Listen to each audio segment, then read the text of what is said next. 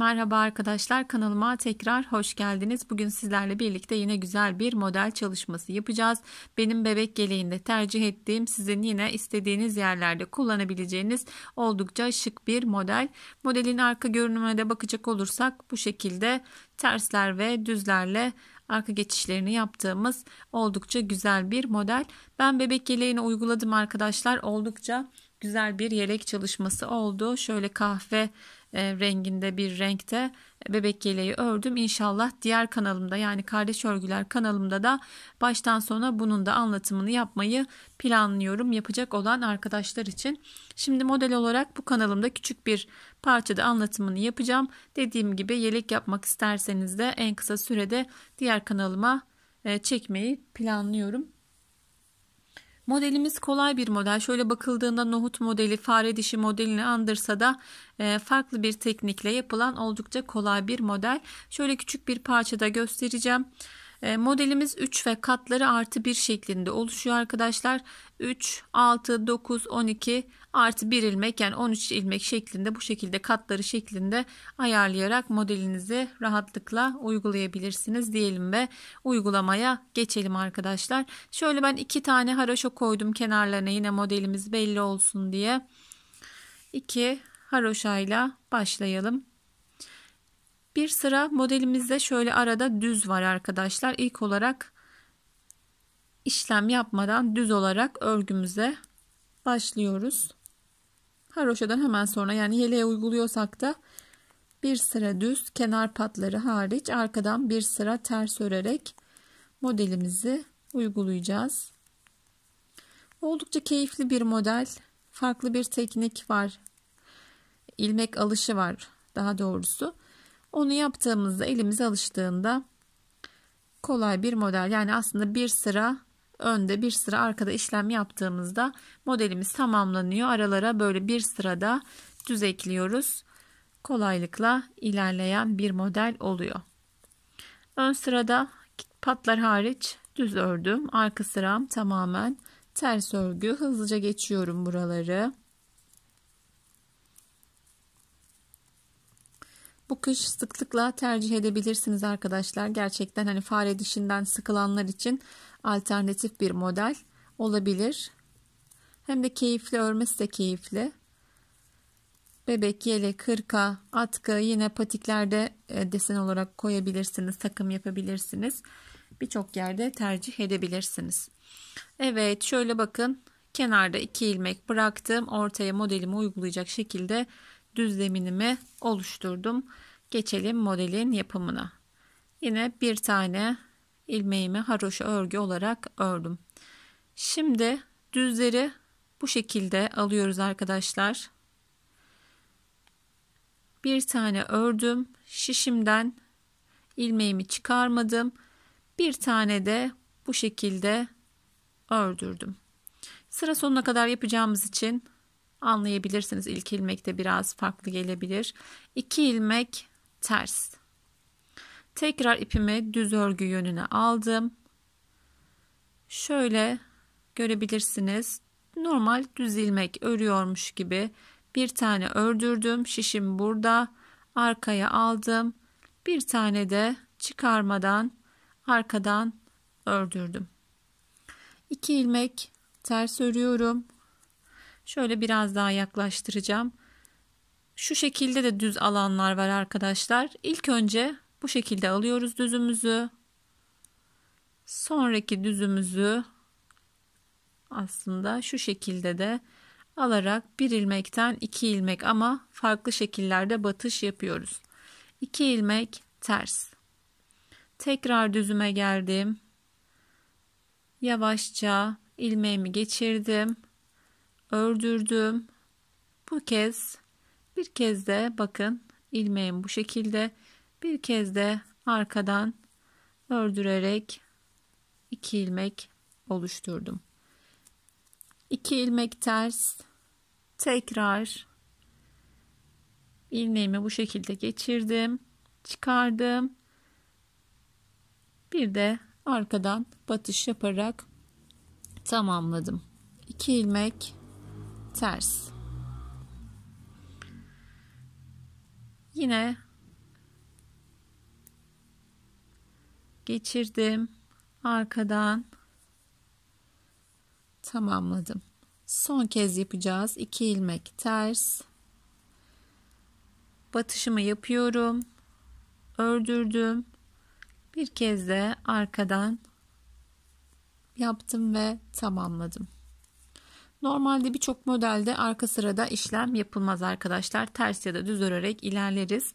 Şimdi burada ilmeğimiz arttı haliyle ilk sırada. İşte arkada yine işlem yaparak tamamlayacağız. Bir ilmeğimi haroşa olarak ördüm. Bakın şöyle bir görüntü var arkada. Çift, tek. Yani bir çift, iki tek, bir çift, iki tek. Bu 2 ilmek yaptığımız ilmeği, yani 2 kez ördüğümüz ilmeği ters olarak örüyoruz. İkisini birlikte. 2 tane ters ördüğüm ilmek arkada düz örgü. Geldim, bunlar zaten bitişik birbirine. İkisini birlikte alıyoruz. İlk sırada artış olmuştu. Onu keserek normal sayımıza ulaşıyoruz. 2 ilmek düz. 2 ilmeği birlikte ters olarak örüyoruz. İlk sıra biraz karışık gibi gelebilir ama yaptıkça gerçekten elimiz alışıyor. 2 ilmek düz. İkisini birlikte ters olarak kesiyorum. 2 ilmek düz. 2 ilmek ördüm. 2 ilmek düz. 2 ilmeği birlikte ters örüyoruz. 2 ilmek düz. Son kez 2 ilmeğimi birlikte ördürüyorum. Kalan ilmeklerim ters örgü. Evet, şu an henüz belli değil arkadaşlar. Şöyle bir görüntümüz oluyor. Devam ediyoruz. Bir sırada bu işlemi yapıyoruz. Diğer sırada ilk başta yaptığımız gibi ön sırada düz, arka sırada ters örerek ilerliyoruz. Tüm ilmeklerimizi düz örüyoruz. Bu sırada hiçbir işlem yapmıyoruz. Bu sıralarda örgünün ilerlemesini sağlar arkadaşlar. İşlem yapmadığımız sıralar, böyle modelleri seviyorum. Hani 1-2 sırada işlem yapıyoruz. Bir sıra düz ördüğümüzde işlem olmadığı için çabuk da ilerliyor örgü modeli.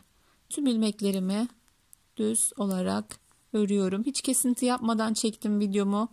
Aklınıza soru işareti de kalmaz. Küçük bir parça zaten.